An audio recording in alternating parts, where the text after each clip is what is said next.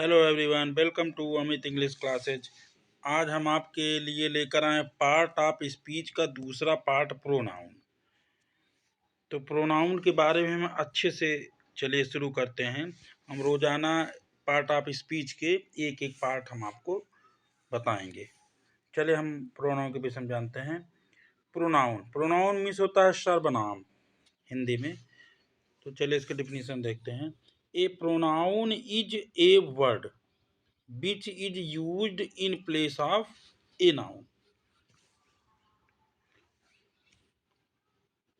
Pronoun उस शब्द को कहते हैं जो किसी नाउन के बदले में प्रयोग किया जाता है। चलिए एग्जाम्पल से हम समझ लेते हैं। जैसे पहला है Mohan is a teacher. Mohan is a teacher, तो यहाँ पे देखिए ही इज ए टीचर। तो मोहन को हमने, मोहन नाउन है, नाउन के स्थान पर हमने ही लगा दिया है, तो ही इज ए टीचर हो गया। और वैसे Ram is a good boy, यहाँ पे राम नाउन है, ठीक। उसके बाद यहाँ पे अगर हम राम को यू कह दें या ही कह दें, आई कह दें। और उसके बाद एक एग्जांपल और हम लिए हैं, you are a doctor. You यहाँ पे प्रोनाउन है। मतलब इसमें क्या होता है कि जो नाउन होता है उसको और अति सुंदर बनाने के लिए हम लोग प्रोनाउन का प्रयोग करते हैं। जैसे हम एक एग्जांपल दे रहे हैं। जैसे Mohan is a teacher, Mohan is going to, अगर बार बार मोहन आ रहा है तो इसलिए स्टार्टिंग में हम मोहन लिख देते हैं। उसके बाद मोहन को हम ही से संबोधित करते हैं। He is going to Agra, जो भी है इसके आगे बनाते चलें कहानी स्टोरी में। तो स्टोरी में एक सुंदरता के लिए हम लोग प्रोनाउन यूज करते हैं। तो इसमें क्या होता है, कंपटीशन में लगभग 2-4 प्रश्न जरूर पूछे जाते हैं। कोई भी, जहाँ इंग्लिश का पेपर, कोई भी कंपटीशन हो, एंट्रेंस हो, तो वहाँ के लिए आप अगर इसको खूब बढ़िया से आप वीडियो हमारा देखेंगे तो आपको अंग्रेजी में 25 का आएगा। 25 को 25 नंबर हम आपको दिलाएंगे। तो चलिए इसके हम प्रकार देख लेते हैं। काइंड्स ऑफ प्रोनाउन, सर्वनाम के प्रकार। हमने इसको एडवांस लेवल में हमने इसको बनाया है, जिससे कि सभी विद्यार्थियों को फ़ायदा मिले। और चाहे स्कूल में आप प्रयोग करेंगे, चाहे आप कंपटीशन में प्रयोग करिएगा, दोनों आपको मिलेंगे। चलिए number 1, personal pronoun. Number 2, reflexive pronoun. Number 3, emphatic pronoun. Number 4, possessive pronoun. Number 5, demonstrative pronoun. Number 6, interrogative. और नंबर 7 है रिलेटिव प्रोनाउन। और नंबर 8 इंडिफिनिट। और नंबर 9 डिस्ट्रीब्यूटिव प्रोनाउन। और नंबर है 10वां रेसिप्रोकल प्रोनाउन। तो हम प्रोनाउन के 10 भाग में से 10 के 10 भाग को हम बताएंगे, एक्सप्लेन करें, इतना बढ़िया एक्सप्लेन करेंगे कि आपको खूब अच्छे से प्रोनाउन के विषय में कभी अब दोबारा वीडियो को ना देखना पड़े कि प्रोनाउन क्या है, मैं समझ नहीं पा रहा हूँ। ये सब के लिए हमने बहुत स्पेशल एक्सप्लेन किया है। जैसे नंबर 1 पर्सनल प्रोनाउन में देखते हैं। Pronoun which are used in place of name of persons और things are called personal pronoun. वह प्रोनाउन जो किसी व्यक्ति या वस्तु के लिए प्रयोग किया जाता है, पर्सनल प्रोनाउन कहलाता है। पर्सनल मीन्स होता है अपना। तो हम एग्जाम्पल इसका देख लेते हैं। इसका एग्जाम्पल है ही, सी, इट, आई, यू, वी, दे। ये सब पर्सनल प्रोनाउन के अंदर ये सब पर्सन है, जो कि पर्सन टोटल 7 होते हैं। तो 7 होते हैं। तो ही, सी, इट ये आपके थर्ड पर्सन में आते हैं। यू भी सेकंड पर्सन में आते हैं। आई फर्स्ट पर्सन में आता है और थर्ड पर्सन दे भी आता है, हमने ध्यान नहीं दिया। तो इसका हमने एक वीडियो पर्सन पर पहले से बनाया हुआ है, आप चाहे तो पर्सन को और ही बेहतरीन तरीके से आप समझ लीजिएगा। तब भी हम छोटा सा रूप यहाँ दिए हैं। नॉमिनेटिव केज है, पसेसिव केज और ऑब्जेक्टिव केज है। यहाँ पे पसेसिव एडजेक्टिव और पसेसिव प्रोनाउन यहाँ पे लगाया गया है। तो जैसे आप देखिए, आई नॉमिनेटिव मतलब सब्जेक्टिव है, I, my, mine, me, we, our, ours, us, you, your, yours, you. इसको आप पर्सन में जाकर हमारा जो वीडियो पर्सन वाला, इसको आप अच्छे से देख लीजिएगा, आपको खूब बढ़िया से समझ आएगा। उसका स्पेशली हमने पर्सन का वीडियो बनाया है। तो एग्जाम्पल आज हम इसको खूब अच्छे समझते हैं। Examples, this is my pen. तो यहाँ पे समझिए आप थोड़ा सा, जो पेन आपका यहाँ पे नाउन है, और अगर नाउन के पहले अगर कुछ आता है, जैसे माई आ गया, हीज आ गया, तो इसके लिए ये देखिए पसेसिव एडजेक्टिव यहाँ पे दिखाया गया है। लेकिन हाँ, ये ध्यान रखें कि नाउन के पहले ही ये प्रयोग होते हैं, जैसे हम अपने के लिए कह दें। और यहाँ पे जो कि पेन के नाउन के पहले आया है एक पसेसिव एडजेक्टिव, ठीक। उसके बाद एक और आप समझिए, 2000 हर डॉल्स, डॉल्स के पहले हर आया हुआ है, ये पसेसिव एडजेक्टिव है। और पसेसिव प्रोनाउन क्या है, और जैसे इसमें नाउन के बाद होना चाहिए। जैसे ये यहाँ पे शर्ट के विषय में, शर्ट है जो कि मेरी है, ठीक। और यहाँ पे और एक चीज़, इसका पहचान हम बता दें, आप कुछ ना समझ लेंगे, पहचान नहीं, इसके बाद कोई नाउन नहीं आता है। और यहाँ एक और देखिए, I do not talk to her, तो हर दिख रहा, हर के बाद कोई नाउन नहीं आया हुआ है। तो कोई नाउन अगर नहीं आया तो आप जान लीजिए कि पसेसिव प्रोनाउन है। अगर नाउन के पहले आए तो पसेसिव एडजेक्टिव, और नाउन के बाद अगर नाउन के बाद अगर आए तो आपका पसेसिव प्रोनाउन होता है। तो मुझे आशा है कि आप लोग अच्छे से इसको समझ गए होंगे। और दूसरा सेंटेंस रिफ्लेक्सिव। रिफ्लेक्सिव प्रोनाउन में सीधा इसका पहचान है जहाँ सेल्फ मिल जाए। तो चलिए हम इसको देखते हैं।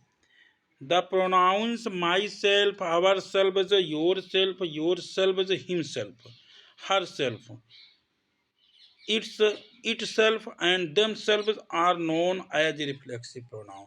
ये सारे जहाँ पे सेल्फ मिल जाए, सेल्फ मिल जाए, जान लीजिए कि रिफ्लेक्सिव है। और इसके आगे इम्फेटिव लगा हुआ, हम इसको देखेंगे। एग्जाम्पल इसका देखिए, ही इज स्पॉइल्ड हिमसेल्फ, ठीक।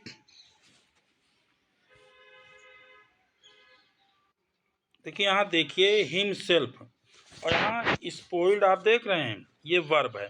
अगर वर्ब के बाद आए हिम सेल्फ, हर, वैसे तो कर्ता के अनुसार चलता है, जैसे ही आता है तो हिम सेल्फ हो जाता है, यू आता है तो योर सेल्फ हो जाता है। तो इसका रिफ्लेक्सिव की पहचान यही आप जान लीजिए कि अगर वर्ब के बाद आए, वर्ब के बाद आए हिम सेल्फ, हर सेल्फ, जो भी हो, तो अब जान लीजिए कोई रिफ्लेक्सिव प्रोनाउन है। अब यहाँ देखो, यू हर्ट योर सेल्फ, तुमने स्वयं ऐसा किया, मतलब ये नाउन के ऊपर बता रहा है कि उसने स्वयं ऐसा किया। We reunited ourselves, they fought among them. चलो, तो आप इसका पहचान हम दोबारा रिपीट कर दे रहे हैं कि अगर वर्ब के बाद आए तो रिफ्लेक्सिव प्रोनाउन है, वर्ब के पहले आएगा तो इम्फेथिक होगा। चलिए देखते हैं। देखिए नंबर 3, ये देखिए emphatic pronoun, a word that's used to place special emphasis on another noun or pronoun। तो एग्जाम्पल इसका समझिए, he himself did this। यहाँ पे देखिए ये ज़्यादा फोर्स करता है, किसी नाउन या प्रोनाउन पे पूरा फोर्स दिखाता है कि तुमने स्वयं ऐसा किया, तुमने ऐसा खुद किया। तो अब इसको पहचानिए। पहले हम पहचानने के लिए विशेष चीज़ बता दे रहे हैं। हमने वहाँ देखा था कि वर्ब के बाद आया था, और यहाँ देखिए वर्ब के पहले आया है। देख लीजिए, वर्ब के पहले आया है, तो अब पहचान लीजिए कि इम्फेथिक है।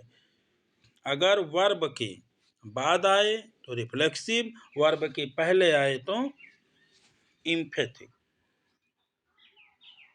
ठीक। तो दूसरा देखिए, they themselves took the decision.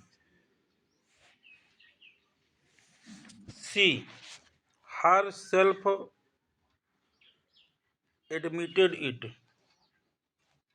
यहाँ देखिए ये छापने में दिक्कत हो गई यहाँ पर, क्योंकि यहाँ पे WSSCSH स्पेलिंग होता है, तो हम इसको मिटा दे रहे हैं।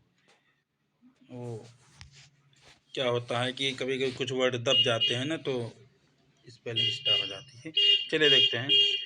You can yourself talk to him, ये हमारे थे इम्फेटिक प्रोनाउन। और रिफ्लेक्सिव प्रोनाउन और इम्फेटिक प्रोनाउन दोनों साथ ही समझिएगा तो बहुत अच्छे समझ आएगा। तो अगर वर्ब के बाद हिम सेल्फ हर सेल्फ आए तो वो रिफ्लेक्सिव, वर्ब के पहले आए तो इम्फेटिक। चलिए अगला पसेसिव प्रोनाउन देखते हैं। पसेसिव प्रोनाउन मतलब होता है अधिकार दिखाना, अधिकार वाचक है, अधिकार पे ले ये चलता है। चलिए देखते हैं। The pronoun which is used to denote possession और ownership is called a possessive pronoun है। जिस प्रोनाउन का प्रयोग अधिकार या स्वामित्व का बोध कराने के लिए किया जाता है उसे पसेसिव प्रोनाउन कहते हैं। अभी हमने पसेसिव प्रोनाउन के विषय में ऊपर बात किए थे हम, प्रोनाउन में, पर्सनल प्रोनाउन में, तो वही यहाँ पे अधिकार दिखाना है। तो दिस टेबल इज माइन, यह मेज मेरी है। देखिए माइन, योर्स। और देखिए एक चीज और समझ लीजिए, यहाँ पे नाउन के विषय में बता रहे, ये नाउन मेरी है, मतलब दीज चेयर्स आर आवर्स। तो आवर्स है, यहाँ पे हर्ष है, यहाँ पे दियर्स है, उसके बाद कोई नाउन नहीं आया हुआ है। तो इसका मतलब ये पसेसिव प्रोनाउन जो कि अधिकार देगा। दिस पेन इज हर्ष, यह कलम उसकी है। अब ऊपर हमने समझाया था, लेकिन एक पॉइंट फिर हम आपको बता दे रहे हैं। यहाँ पे हिज पसेसिव प्रोनाउन के अलावा पसेसिव एडजेक्टिव भी होते हैं। इसमें देखिए कैसे अब जानेंगे।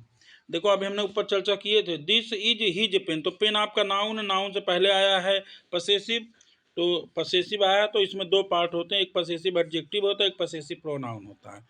तो यहाँ पर ये पसेसिव एडजेक्टिव है। और देखिए ये देखिए दूसरी चीज देखिए, this that pain is his, his के बाद कोई नाउन नहीं आया, इसका मतलब ये प्रोनाउन है। Possessive pronoun, possessive adjective. अब यहाँ देखिए इट्स हमेशा पसेसिव एडजेक्टिव ही रहता है। The dog is going to its kennel, adjective है। इच रीजन और हैज इट्स अमन कस्टमर प्रथा, ये सब एडजेक्टिव ही होते हैं। ठीक। चलिए पांचवा देखते हैं। डेमोन्स्ट्रेटिव प्रोनाउन यहाँ पर है, पांचवा पॉइंट है ये। Demonstrative pronouns point out the persons or things for which they stand. मतलब इसके कहने का मतलब ये है कि जिस प्रोनाउन का प्रयोग किसी व्यक्ति या वस्तु को सूचित करना, इंगित करना, निर्देश मतलब दिखाना, उंगली दिखाना, निर्देशित करने के लिए किया जाता है, उसे डेमोन्स्ट्रेटिव प्रोनाउन कहते हैं।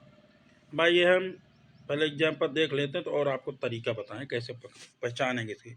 एग्जाम्पल देखिए, दिस इज ए बैग। देखिए थोड़ा एग्जाम्पल बताने से पहले एक चीज़ हम और देख लेते हैं। डेमोन्स्ट्रेटिव प्रोनाउन जो है, दिस दैट दीज दोज, ये सब चारों जो है हमारा, जो कि इंगित करने के लिए किया जाता है, ये हमारे डेमोन्स्ट्रेटिव प्रोनाउन है। तो this is a bag, that is a boy, these are apples और दोज आर बनानाज।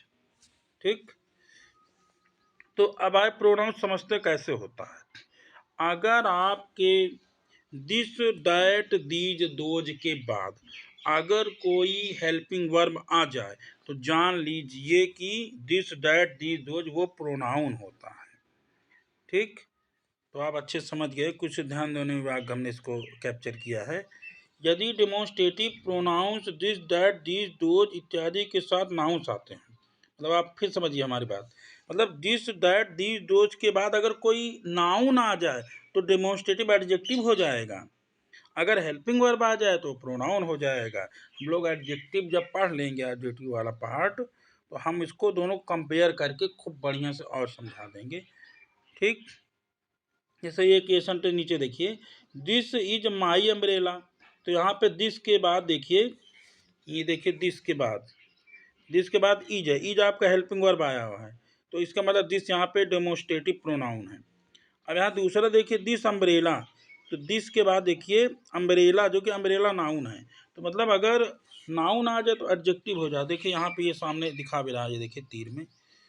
ठीक, बस अंतर यही है, यही दो चीज़ आप समझ लें। एडजेक्टिव और प्रोनाउन होता है, इसको ऐसे समझा जाता है। हेल्पिंग वर्ब आए तो प्रोनाउन, और नाउन आए तो एडजेक्टिव। चलिए आगे हम छठवां नंबर देखते हैं, इंट्रोगेटिव प्रोनाउन। इंट्रोगेटिव प्रोनाउन के विषय में आप समझ ही गए होंगे। इंट्रोगेटिव होता क्या है? The pronoun which is used to ask question is called an interrogative pronoun. तो आप हमारी बात समझ गए होंगे, जिस सेंटेंस में प्रश्न पूछा जाता है वह इंट्रोगेटिव प्रोनाउन कहलाता है। तो अब जैसे आइए समझते हैं, हु इज ही, वह कौन है भी हम संबोधित कर सकते हैं, वो क्या है, लेकिन ये कौन माना जाएगा। तो वही चीज़ यहाँ पे हम फिर बताना चाहेंगे, अगर कोई क्वेश्चन वर्ड के बाद हेल्पिंग वर्ब आए तो आप समझ लीजिएगा कि वह इंट्रोगेटिव प्रोनाउन है। तो विच इज मोहन, मतलब कोई खड़ा है तो सब में से पूछने की मोहन कौन है। व्हाट आर यू डूइंग, तो आप तीनों सेंटेंस में आज समझिए। पहले आप यहाँ देखिए, हु के बाद इज आया है, और विच के बाद भी इज आया है, और उसके बाद यहाँ पे वाट के बाद आर आया हुआ है, मतलब हेल्पिंग वर्ब आया हुआ है ना। तो आप जान लीजिए कि आपका इंट्रोगेटिव प्रोनाउन है। अब इसके आगे एडजेक्टिव में यही होगा कि अगर क्वेश्चन वर्ड के बाद अगर कोई नाउन आता है तो वो एडजेक्टिव हो जाएगा। हम आगे देखेंगे। सातवां नंबर देखिए यहाँ पे, रिलेटिव प्रोनाउन। रिलेटिव मीन्स आप जब समझ गए होंगे, रिलेटिव मीन्स रिलेशन दिखाना। रिलेटिव हमारे रिश्तेदार हैं, जैसे ये लोग हैं थोड़ा सा, तो रिलेटिव के विषय में आओ इसका रिलेट करते हैं। देखिए, the relative pronoun stands instead of a noun and also joints sentence. मतलब ये ज्वाइन करता है दो सेंटेंस का रिलेट करता है, रिलेटिव दिखाता है। तो हु, हुम, विच, हुज, दैट, ये नाउन्स के स्थान पर आकर के नाउन्स के रिपीटेशन नहीं होने दें और ये दो वाक्यों को जोड़ दे, तब ये रिलेटिव प्रोनाउंस कहलाते हैं। जैसे हम इसको समझाने चल रहे हैं, समझिएगा। The lady who is in pink sari is my mother. तो आप देखिए, द लेडी को हमने हु से संबोधित कर दिया, और आगे उनके विषय हमने बता दिया कि द लेडी जो पिंक साड़ी में है इज माई मदर। दूसरा देखिए, द मिल्क को हमने बीच से संबोधित करा दिया है, the milk beach is pure useful for health. और यहाँ देखिए, दिस इज द बॉय हुम ऑल लव, जिसको, यहाँ देखिए दो सेंटेंस का रिलेशन दिखा रहा है। Take any pen that you like, यहाँ देखिए टेक एनी पेन एक सेंटेंस, यू लाइक दो सेंटेंस को रिलेटिव से जोड़ दिया दैट से। जो आपको पसंद हो वो पेन आप ले सकते हैं। और यहाँ पे देखिए आखिरी है यहाँ पे, the lion whose colour is white is from America. मतलब जो शेर है जो सफ़ेद कलर में है वो अफ्रीका से है। ठीक, तो यहाँ पे देखिए रिलेटिव हु है, विच है, हुम, दैट, हुज, ये सब दो सेंटेंस रिलेट करके बता रहे हैं कि ये वही है। यहाँ पे देखो इंडिफिनिट प्रोनाउंस के बारे में जानते हैं। इंडिफिनिट ये बहुत कम देखने को मिलता है, लेकिन ये रहता ज़रूर कहीं कहीं से, एक क्वेश्चन मिल जाते हैं। Indefinite pronouns refer to persons और थिंग्स इन ए वेज, स्पष्ट मतलब स्पष्ट करा, और general way they do not refer them in particular. इसको हम देखिए कैसे समझा देते हैं आपको। जिस प्रोनाउन से किसी निश्चित व्यक्ति या वस्तु का बोध नहीं हो उसे इंडिफिनिट प्रोनाउन कहते हैं। जैसे जो हम लोग सब्जेक्ट जानते हैं, या तो नाउन होता है या तो प्रोनाउन होता है, राइट।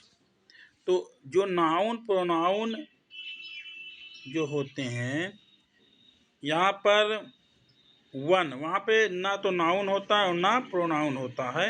उसी के जैसे काम समझिएगा। वन, नन, एनीबॉडी, सम, ऑल, मेनी, एनी, नन, अगर ये सब आ जाए उसके बाद हेल्पिंग वर्ब आ जाए तो आप समझ लीजिएगा कि वो इंडिफिनिट प्रोनाउन है। जैसे one should keep one's promise, none is the permitted to leave this place, anybody can do the, जो कलर में लिखा गया है ये सब आपके इंडिफिनिट प्रोनाउन है। Some are inactive, all are gentle, many of the students got good marks, any of you can attend the function, none of this is necessary. यहाँ पे देखिए ध्यान देने वाली बात समझ लीजिएगा।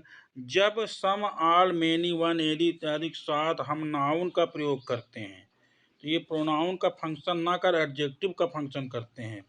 निम्नलिखित समझ, अब फिर हम वही बात दोहरा देंगे आपको कि अगर इन सभी के बाद अगर कोई हेल्पिंग वर्ब आता है तो प्रोनाउन हो जाएगा, और अगर नाउन आ जाता है तो ये आपका क्या हो जाएगा, एडजेक्टिव हो जाएगा। तो आप देख लीजिएगा, he will qualify one day, some student, देखो समाय स्टूडेंट्स आया उसके बाद आ रहा है वो, इसका मतलब भी एडजेक्टिव है। ऑल बॉयज हैव आ गया, मैनी बॉयज आर आ गया। तो आप एनी स्टूडेंट, स्टूडेंट आपका नाउन, एनी आपका पर्सनल प्रोनाउन हो जाएगा। तो इसको हम इंडिफिनिट प्रोनाउन कहते हैं। चलिए डिस्ट्रीब्यूटिव में देख लेते हैं। Distributive pronoun, when each, either and neither are used as pronouns, they are called distributive pronoun। जब each, either तथा neither का प्रयोग प्रोनाउन के फॉर्म में होता है तब उसे डिस्ट्रीब्यूटिव प्रोनाउन कहते हैं। इसका प्रयोग दो या दो में से एक को अलग करने के लिए किया जाता है। जैसे समझिए, each of the boys is laborious, प्रत्येक लड़का मेहनती है। प्रत्येक में से एक लड़की की बात हो रहा है। तो इसमें एक अच्छी हम आपको पहचान बता दें, जो ईच ऑफ द बॉयज देख रहे हैं उसके बाद हेल्पिंग वर्ब देखिए आ गया है, और हेल्पिंग वर्ब आप देखेंगे यहाँ बॉयज है जो कि प्लूरल है, और यहाँ ईज है ये सिंगुलर में आ रहा है। तो इसका समझ लीजिए कि विषय कि अगर इसका जो सब्जेक्ट प्लूरल में रहेगा और इसका जो हेल्पिंग वर्ब रहेगा वो सिंगुलर वाला रहेगा। तो बॉयज है तो बहुवचन में आ रहा है तो ये एक वचन में आ जाता है, सिंगुलर नंबर प्लूरल नंबर। इसकी पहचान यही है, बहुत अच्छी पहचान जो सेंटेक्स वगैरह में हम लोग जान लेते हैं, जो कि इंटरमीडिएट के लिए भी है। दूसरा देखिए, either of the two pens, देखिए टू पेन्स आया है, singular pronoun singular helping verb यहाँ पे आ रहा है। दोनों में से किसी एक कलम से काम चल जाएगा। Neither of two houses is safe, the two brothers love each other, और five friends like one another. मतलब आप जान लीजिए अगर दो लोगों, जैसे यहाँ देखिए the two brothers love each other दो लोगों के लिए, और वन अनदर दो से अधिक लोगों के लिए। Every one of you can do this work, तुम लोगों में से हर कोई इस काम को कर सकता है। तो आप इसको हमारी बात ये समझ लीजिएगा कि आप कंपटीशन में अगर बैठेंगे तो कभी गलत नहीं होगा। अगर आप सेंटेंस करेक्ट द सेंटेंस भी इसी तरह जानिएगा कि बॉयज के बाद ईज आया है, टू पेन्स के बाद बिल आया हुआ है, टू हाउसेज ईज आया हुआ है, तो उसको आप खूब अच्छे से समझ लीजिए हमारी बात। रेसिप्रोकल प्रोनाउन मतलब 10वां प्रोनाउन मिल गया हमको। चलिए रेसिप्रोकल डिस्ट्रीब्यूटिव प्रोनाउन रेसिप्रोकल लगभग समानता में आते हैं, चलिए देखते हैं। Each other and one another are called reciprocal pronouns है। आप देख लीजिए, ईच अदर दो लोगों के लिए, वन अनदर दो से अधिक लोगों के लिए। ईच आइदर और वन अनदर को रेसिप्रोकल प्रोनाउन कहते हैं। जैसे समझिएगा, Radha and Krishna love each other, Radha और कृष्णा एक दूसरे से प्रेम करते हैं। ईच अदर आए दो लोगों के लिए, राइट। वन अनादर देख लीजिए, the four brothers love one another, दो से अधिक लोगों के लिए है। उपयुक्त वाक्यों को ध्यानपूर्वक देखने से दो बातें मालूम होती हैं। सामान्यतः दो व्यक्तियों के लिए ईच अदर का प्रयोग होता है और दो से अधिक लोगों के लिए वन अनादर का प्रयोग होता है। ईच अदर और वन अनादर का प्रयोग दो छोटे छोटे वाक्यों को जोड़ने के लिए भी होता है। जैसे यहाँ देखिए, ईच अदर और वन अनादर का प्रयोग दो छोटे छोटे वाक्यों को जोड़ने के लिए भी होता है। जैसे Radha loves Krishna, Krishna loves Radha, separate है। Radha and Krishna love each other, combined sentence हो गया, दोनों मिला के हो गया है। तो ये थे हमारे प्रोनाउन के 10 पार्ट। आप इसको खूब अच्छे से वीडियो अच्छे से देखिएगा, स्किप ना करिएगा, तो अच्छे से समझ आ जाएगा। और इसको ज़्यादा से ज़्यादा लोगों तक शेयर करें, और आप भी शेयर करें और कमेंट ज़रूर करें। अगर वीडियो अच्छा लगा हो तो कमेंट लाइक दोनों करिएगा। कोई इसमें अगर मिस्टेक आ रही है तो आप हमें कमेंट करके बता सकते हैं, और इसको सब्सक्राइब भी बढ़वाइए। हम आप लोगों के लिए इतना मेहनत कर रहे हैं। हमारे विषय में आप जिस दिन जान जाएंगे उस दिन आप समझेंगे, लेकिन हम आपको जल्द ही बताएंगे अपने बारे में। तो thanks for watching. Please subscribe, comment, like and share.